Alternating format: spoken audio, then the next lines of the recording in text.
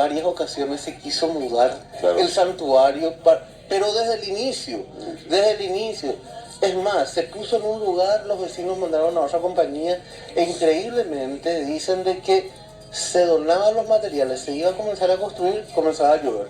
O había un tipo de Siempre problema. había algún problema. Volvieron a traerlo al lugar. Después el Mariscal López dice que quería cambiar otra vez y que mira hacia Patiño, la misma cosa. Cosa que más mitos que leyendas, y en el año 1852 un rayo cayó por la iglesia, quemó todo el licho de la Virgen, le afectó el dedo y parte de la cara, y la ciudadanía ya hablaba de un presagio maligno.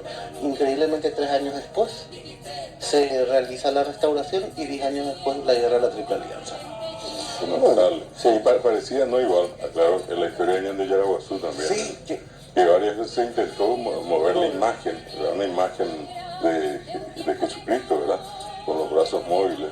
Y se intentó llevar a otro lugar, el jefe de una tropa, y no hubo caso.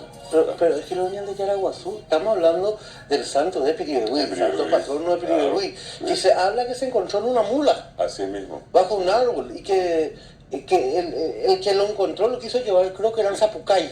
Sí, era una tropa que iba cruzando por el lugar, se escapa la mula, sobre la mula la imagen que habían encontrado, ¿verdad? Envuelta, una especie de cuero, ¿verdad? Y cuando descubrieron de qué se trataba, salió el jefe de la tropa y dijo, bueno, yo la llevo conmigo, la imagen.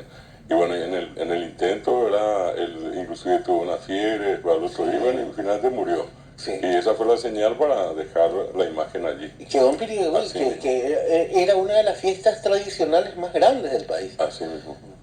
E inclusive ahí cerquita, siempre es el tercer domingo de enero. Y una semana después la fiesta grande del que fue patrono de Paraguay, que era San Blas, San Blas, allí en claro. Pirigüí.